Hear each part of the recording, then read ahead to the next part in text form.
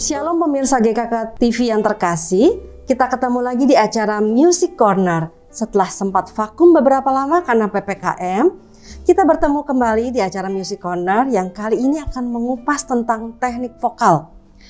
Karena nyanyian itu dalam suatu ibadah memegang peranan yang sangat penting.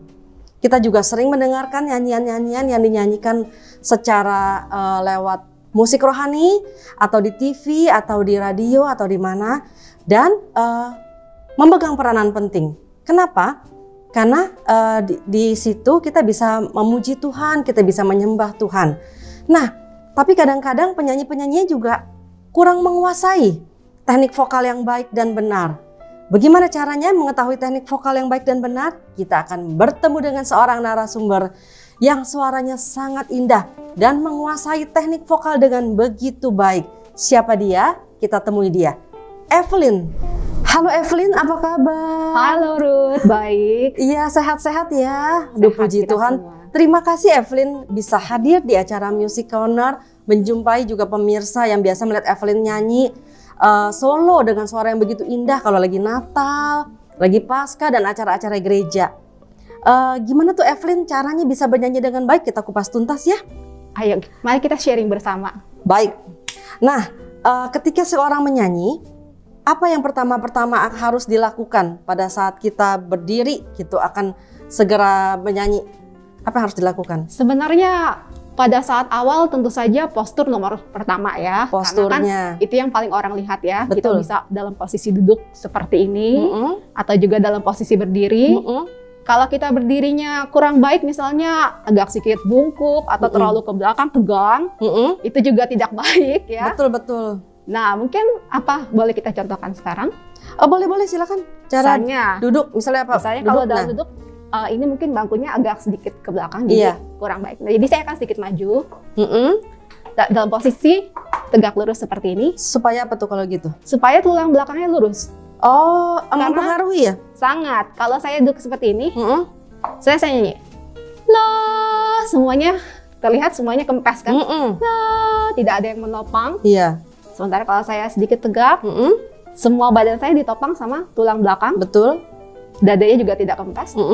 Lah, suaranya lebih keluar. Lebih mantul ya? Lebih mantul dan lebih menopang. Menopang. Seperti itu. Kalau berdiri? Kalau berdiri pun sama. Jadi kalau saya tidak akan postur yang tegak sekali seperti tentara seperti ini. Kalau saya seperti ini, sama juga terlalu tegang. Loh, Ruth bisa lihat saya terlalu tight di sini ya. Iya betul. Oh, kayaknya tegang sekali Iya. gitu. Jadi gak relax ya? Gak relax. Seperti duduk tadi juga kita kan relax ya. Cuman postur tubuh kita lurus, bahunya turun, kepalanya tegak, tapi relax, bisa ya? Bisa kiri kanan. Kalau saya lebih suka kaki saya agak sedikit ke depan satu, supaya saya bisa punya tenaga daya topang lebih banyak gitu. Oh gitu, jadi kakinya maju sedikit gitu satu kalau ya? buat saya. Ada juga orang yang lurus seperti ini juga tidak masalah. Cuman kalau buat saya pribadi, saya lebih suka seperti kayak saya merasa badan bawah saya lebih kuat. Oh, I see. Ya. Oh begitu ya. Nah terus pada saat berdiri itu gimana kayak pernafasannya gitu? Rasa lebih... Ya, kalau pernafasan sebenarnya natural. Nanti supportnya berbeda. Oh gitu. Kalau bernafas sebenarnya kalau Ruth dalam posisi tidur misalnya, pasti berasa. Mungkin jemaat juga bisa lihat di sini. Kita bisa pegang masing-masing perutnya nih, yang di bawah dada. Kalau kita tidur pasti dia akan normal, kembang kempis. Bener nggak? Iya betul. Coba dicoba pas tidur nanti ya. Oke. Kalau saya bernafas, saya akan mulai dari hidung. Inhale-nya dari hidung, seperti ini. Coba tolong perhatikan ribs-nya dan perutnya. Ruth dan jemaat juga bisa coba di sini. Simple saja, tidak usah berat-berat, tidak usah yang terlalu seperti ini. Nah ini tegang sekali ya. Biasa aja gitu berasa yang ada ya. nanti nyanyinya jadi, loh jadi tegang juga. Seperti ini simple. Nah. Mungkin Ruth juga bisa coba. Iya, itu napas perut atau napas apa namanya? Namanya nafas diafragma. Diafragma, Ya, oke. Diafragma itu otot yang sangat lentur. Dia mengisi semua tulang rusuk kita dari depan sampai belakang. Oke. Ya, dan ada yang bawahnya juga. Oh gitu. Seperti itu. Itu nafas diafragma. Nafas diafragma. Bisa dicontohin mungkin nyanyi lagu apa gitu? Ya, misalnya kita pakai Amazing Grace mungkin boleh ya. Oke, nah jemaat dengarkan lagu Amazing Grace berikut ini. Mungkin saya akan kasih contoh kalau saya tidak pakai support, kalau saya tidak pakai nafas yang baik, dan bagaimana kalau saya pakai nafas yang baik. Seperti itu. Kalau saya badannya sudah oke, sudah tegak, tapi saya nggak pakai support, seperti ini. Setelah saya ambil nafas, nah langsung habis, Ruth. Oh, langsung habis. Atau Amazing Grace, how sweet. Langsung jadi habis. langsung narik napas Iya, lagi. seperti itu. Iya. Jadi kita butuh sedikit resistance kalau bernyanyi. Jadi setelah inhale, normalnya kan langsung buang ya. Dari mulut. Mungkin saya boleh sedikit buka masker. Iya. Seperti ini. Setelah saya inhale, bisa lihat semuanya mengembang. Jadi seperti balon sebenarnya prosesnya. Betul. Selalu habis itu kalau normalnya kita seperti itu kan. Seperti teknik pernafasan dalam kesehatan sebenarnya. Sekali lagi ya. Lalu kalau normalnya buang seperti ini. Ya, tapi kalau bernyanyi tentu saja tidak bisa seperti itu. Karena langsung habis dan langsung kempes. Oke. Jadi kita harus sedikit membantu menopang si tulang rusuknya ini dan diafragma ini. Seperti ini. Nah, waktu saya buang nafas, lebih lama jadinya ya. yes, that's it. Lebih lama dan Ruth mungkin bisa coba ini jadi kencang loh. Iya Karena ya. bunyinya seperti bantalannya agak kencang. Jadi semua suara kita solid ditopang sama otot ini. Coba dengan cara yang benar. Oke, mungkin kita pakai la mungkin ya. Oke. Saya akan bernafas, inhale dari hidung. Nah, bisa dilihat bahunya nggak yang berat yang seperti ini? Nggak ya, jangan sampai berlebihan. Relax saja. Tapi ini bisa dirasakan bahwa area otot sini ini mulai kencang. Jadi kuat ya, dia siap untuk menopang. Lalu kita bisa seperti ini. La la la la la la la, seperti itu. Bedanya kalau saya tidak pakai la la la la la la la, tidak ada tenaga dan kempes dan jadinya. kempes dan juga suaranya lemah ya, ada lemah ya. lebih apa kata orang bocor. Hala, ngeri. La la la, lebih project, lebih keluar seperti itu. Dan kalau Ruth perhatikan, saya loncat-loncat nada dari bawah ke atas, terus saya turun lagi. Bisa dilihat nggak bahwa suaranya tidak belang, jadi rata. Levelnya sama semua. Semua ya? yang on the same level gitu tone-nya. Seperti itu kalau pernafasannya. Mungkin bisa dilatih juga nanti panjang-panjang.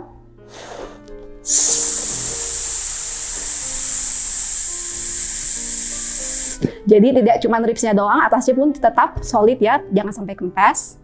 Sehabis itu juga bisa pakai yang pendek-pendek nih. Misalnya seperti ini.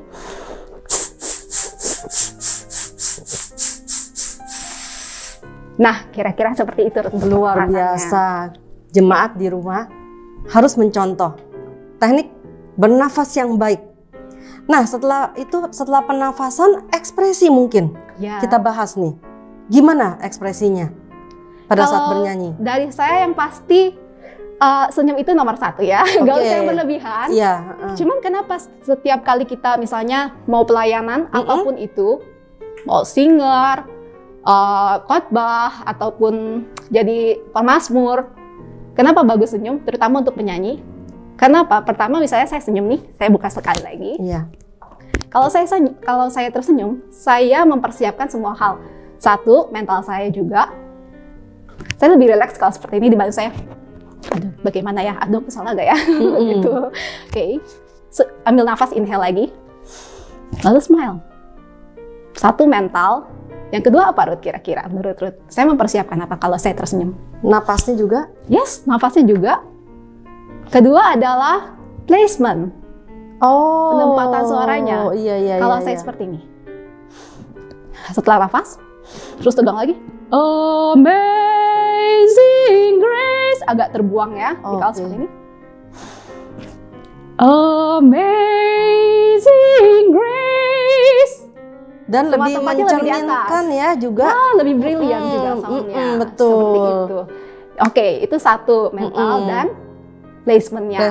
Yang ketiga, ekspresi itu dibutuhkan untuk bagaimana cara kita menyampaikan lirik lagunya ke jemaat. Betul, lirik lagunya jadi bisa tersampaikan. Ya. Misalnya tentang Tuhan cinta kita. Ya, Jesus loves me. Nah, coba itu gimana kira-kira? Tentu saja tadi senyum itu pertama ya. Betul. Satu, kita mau menampilkan bahwa kita itu tahu bahwa Tuhan Yesus sayang sama kita. Betul. Apakah ekspresinya Jesus loves me? Apakah kita bisa convince orang dengan ekspresi seperti itu? Of course not, gitu ya. Iya. Jadi ya, tentu saja kita merasa grateful bahwa Tuhan Yesus sayang sama kita. Jadi, wah, Tuhan sayangnya sama kita seperti kita itu. Lalu, contohkan, kita keluarkan gitu ya melalui Jesus loves me, this I know. Tentu dengan perasaan, bahagia. Kalau perasaan kita bahagia, muka kita pun ikut glowing gitu kan. Betul, setuju. Bahagia juga. Dan begitu kita bisa menampaikan ekspresi yang seperti ini, jemaat bisa dengar, oh, hidup orang ini diberkati ya, makanya betul. Makanya bisa tersampaikan melalui nyanyiannya, seperti itu, Ruth. Saya rasa ekspresi itu penting sekali. Penting sekali ya. Di dalam gereja juga ya. Iya. Kemudian ada lagi aspek kerapian ya. Iya. Dalam pada saat kita menjadi penampil, pada saat kita bernyanyi itu, kerapian itu juga memegang peranan ya. Ya, tentu saja kalau misalnya nyanyi misalnya dalam gereja pelayanan pakai celana jeans lalu udah merobek-robek gitu kan ya. Aduh, nggak cocok ya. Iya. Satu mungkin proper itu penting sih menurut saya. Nggak perlu yang pakai baju mahal atau apa, yang penting rapi, bersih gitu dan enak dilihat. Setuju Tujuannya sekali. apa ya, Ruth ya? Menurut saya sih orang juga bisa lihat bahwa kita punya merawat diri kita sendiri gitu ya. Iya, betul, setuju. Itu saya setuju sekali. Nah, juga setelah kerapian juga kita ada kepercayaan diri, bener nggak? Ya. Pada saat bernyanyi kita harus percaya diri, bener nggak tuh? Gimana tuh kira-kira menurut Evelyn? Kalau ini sih harus dibangun ya.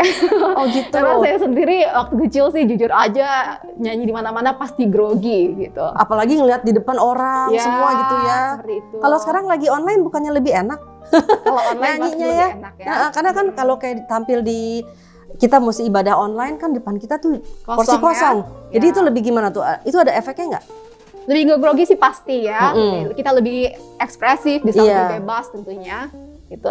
Tapi sebenarnya ada audiens atau ada jemaat pun lebih baik ya, karena kita bisa sharing secara langsung. Oh gitu ya. Kalau menurut saya pribadi. Evelyn kan sering tampil di acara-acara bersama orkestra nyanyi di depan audiens. Nah itu rasanya bagaimana tuh? Rasanya jujur selalu grogi, pasti selalu ada. Gitu. Nggak mungkin selalu percaya diri, itu nggak mungkin sih buat saya. Tapi yang kita kalau lihat tetap oke ya. Evelyn nggak pernah kayak grogi gitu, enggak deh. Iya, itu tapi butuh waktu ya, bertahun-tahun sih buat saya untuk build kepercayaan diri seperti itu untuk tampil di depan. Oh gitu ya. Nah kalau pada saat ibadah online misalnya, liturgosnya itu harus berdirinya bagaimana tuh, atau menyampaikan dirinya? Kalau liturgos saya rasa sudah cukup baik ya kalau saya lihat di kebaktian ya. Sudah, maksudnya mereka cukup pede gitu ya, senyum gitu. Jadi cukup baik sih untuk menampilkan kepercayaan diri mereka, udah oke. Tapi pasti ada input-input yang Evelyn mungkin ingin beri masukan kepada liturgos untuk ibadah online. Nah, kalau dari saya pribadi, kenapa orang bisa grogi atau mungkin takut gitu ya tampil di depan umum? Itu karena takut dijudge atau takut salah, jadi tidak menyenangkan buat dirinya sendiri maupun orang lain gitu kan. Jadi lebih baik pikiran seperti itu dibuang saja. Oh, jadi pede aja gitu ya? Pedenya dalam arti bukan sombong ya, tapi pede dalam arti kita di sini tujuannya untuk sharing. Oke. Sharing apa yang kamu mau sampaikan melalui lagu, melalui khotbah, melalui hal apapun yang kita mau sampaikan gitu. Jadi semua pikiran yang buruk dibuang saja. Setuju. Salah sedikit tidak apa-apa, yang penting apa yang mau kita sharing tersampaikan dengan baik gitu. Jadi lebih gak grogi sih kalau buat saya. Kalau saya mikirnya saya di sini cuma mau sharing gitu. Nah, pada saat nyanyi, Evelyn juga harus menjiwai satu lagu itu. Lagu A, lagu B, lagu C. Bagaimana menurut Evelyn penjiwaan suatu lagu? Kalau menjiwai, saya pribadi misalnya lagunya dalam bahasa asing. Kalau Inggris mungkin oke lah ya. Tapi bagaimana misalnya dalam bahasa Jerman? Saya harus translate dulu setiap kalimatnya. Jadi jelas itu lagunya tentang apa. kadang-kadang kita nyanyi lagu ya, mungkin lagu zaman sekarang, saya bahasa Inggris juga, Iya. banyak yang liriknya tidak baik sebenarnya. Nah itu kan kita juga, tentu kita nggak bisa nyanyikan asal gitu kan. Jadi perlu diperhatikan sih liriknya. Lirik-liriknya itu Lirik ya. lagunya Jadi itu. nggak asal kita nyanyi tanpa kita tahu ini liriknya apa gitu ya. Nah juga interpretasi lagu itu bagaimana tuh menurut Evelyn? Iya, dari liriknya juga. Tetap, Saya baca liriknya misalnya, How great thou art gitu ya, begitu besar ciptaan Tuhan gitu. Jadi tentu saja saya akan berusaha menyampaikan setiap lirik lagunya itu melalui ekspresi dan interpretasi. Misalnya karena lagunya How great thou art tentang ciptaan Tuhan yang megah gitu ya. Jadi ya saya bernyanyi juga lebih forte, lebih keluar gitu, nggak yang diam, tenang. Mungkin jemaat mau tahu forte itu apa? Forte itu artinya nyanyi lebih kencang, lebih keluar gitu. Lebih keluar, kencang ya? sih, lebih tepatnya itu volume. Itu tanda dinamik ya, tanda dinamik. Mungkin Evelyn bisa contohin nggak satu lagu sedikit aja gitu tentang penjiwaan satu lagu? Misalnya Amazing Grace. Amazing Grace lagi boleh, ya. Amazing Grace, how sweet the sound that saved a wretch like me. Jadi seperti yang saya nyanyikan bagian sweet itu, saya nyanyikannya juga dengan manis gitu, dengan ekspresi yang manis gitu. Tidak perlu how sweet. Cocok nggak? Oh, nggak cocok. Nggak gitu. cocok. Nggak Jadi, sweetnya nggak ada ya? Nggak ada. Ini sepertinya mau ngajak orang berantem. Iya. How sweet the sound. Seperti itu. Itu menambah juga keindahan lagunya. Dan juga nuansa ya. Jadi orang bisa dengar, oh iya ya bener juga begitu manis ya anugerah itu. Seperti itu. Jadi itu sampai pesannya kepada jemaat. Sampai pesannya kepada jemaat. Bagaimana Betul. cara kita interpretasi membawakan kalimat tersebut. Oke. Oh silakan duduk Ya. lagi Evelyn. Nah, terus kita juga harus mampu menyampaikan pujian dalam situasi apapun juga kepada mungkin jemaat di rumah ada yang lagi sakit, Ya. ada yang lagi berduka. Nah itu juga sebagai penyampai pujian itu juga harus kayaknya bisa membawakan lagu itu supaya nyampe gitu ya. Bener nggak tuh Evelyn? Nah itu penting juga ya. Penting juga Iya, kan? penting juga. Terutama untuk orang-orang yang sakit atau yang kondisi mentalnya lagi tidak baik. Iya, gitu apalagi ya. lagi pandemi seperti ini kan. Iya. Nah, terus kalau ngelihat kita kayaknya nyampein lagunya asal-asalan kan nggak nyampe ke. Betul. Jadi kita nyanyinya juga nggak perlu punya suara bagus sih menurut saya. Yang penting jujur dan juga dengan nada yang betul, itu dia. Dengan nada yang betul itu penting sekali. Iya, kalau fals juga kurang Iya, baik karena ya. suara kan kita harus dengerin musiknya juga ya kan. Iya. Kalau suaranya kemana, musiknya kemana, nggak nyampe juga. Jadi yang denger di rumah jadi sewot. Nah, kalau Evelyn gimana? Punya tips-tips untuk yang seperti liturgo, singer, gimana tuh? Kalau saran saya selalu berlatih dengan alat musik pengiring yaitu piano ya atau Iya. keyboard. Di zaman sekarang ada aplikasi piano di handphone, jadi nggak perlu ada ya? lagi ya. Oh, oke. Jadi kita tinggal pencet-pencet gitu. Terus tinggal ikutin aja bernyanyinya Nah, gimana. terus lalu kita tinggal cek sama nggak nih sama piano bunyinya. Oh. Itu membantu supaya kita melatih ya suara musikalitas kita supaya nggak fals gitu lama-lama secara pikiran kita dan secara musikalitasnya itu akan makin baik gitu nyanyinya, makin benar. Saya tadi fals karena kita sering dengar bunyi yang sama. Kita pencet gitu misalnya sol, kita pencet di piano sol gitu ya. Sering dengar itu setiap hari, lama-lama di sini akan udah memorinya akan tersimpan. Oh itu bunyi sol itu harusnya seperti ini. Wah, itu tips yang bagus sekali. Pemirsa mungkin bisa mencoba aplikasinya, apa tuh namanya tuh? Ada piano misalnya piano elektrik atau piano online gitu ya. Karena kan kita juga harus, kita nyanyi nggak asal nyanyi aja gitu ya. Kita harus sama-sama dengerin musiknya gitu kan.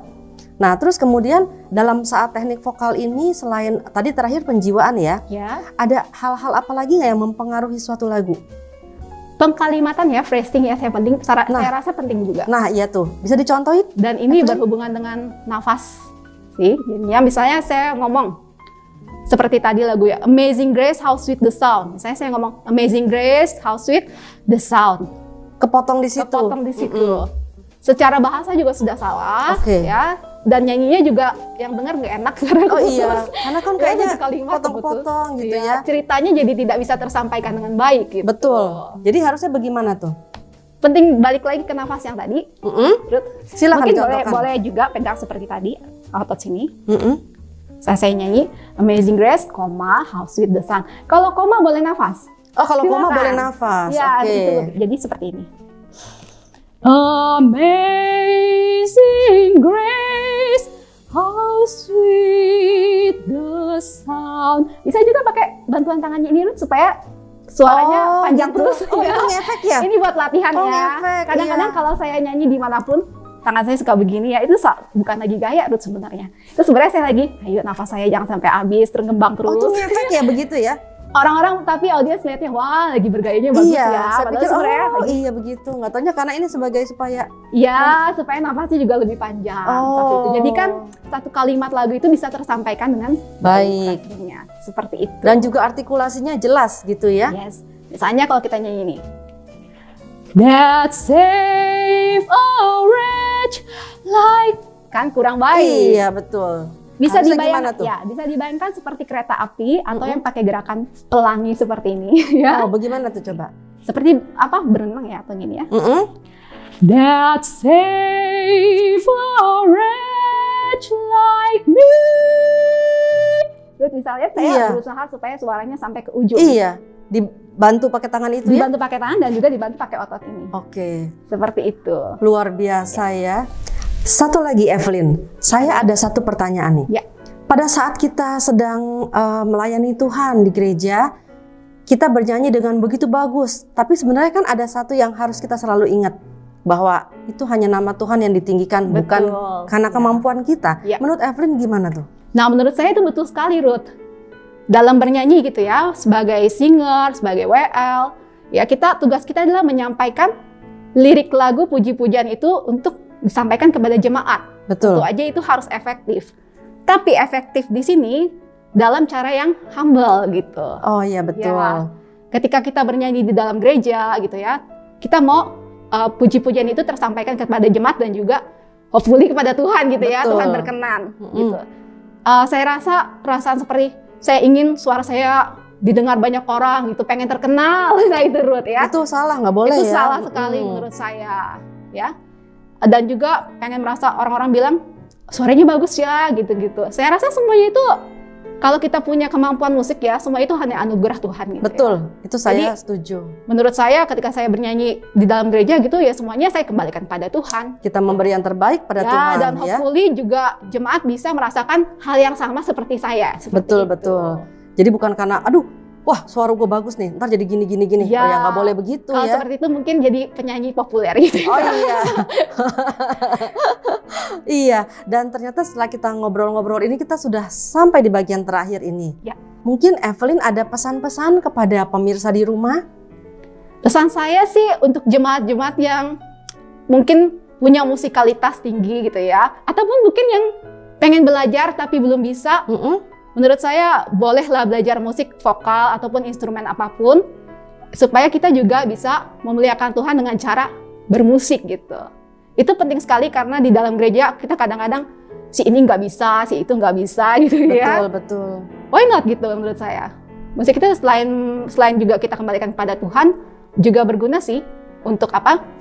Supaya otaknya tuh nggak pikun gitu. Iya, kita belajar benar. juga kinestetiknya kan? Iya, betul. Seperti itu. Iya, jadi pemirsa di rumah, sebuah lagu atau pujian tidak akan berarti apa-apa. Tidak akan menjadi satu lagu yang bermakna kalau kita sebagai pemuji kita tidak tahu cara membawakan dan menyampaikannya kepada pendengar semuanya. Dan juga yang penting kita harus ingat bahwa kita harus memberi yang terbaik bagi Tuhan. Karena hanya nama Tuhan saja yang harus dipermuliakan dan bukan diri kita.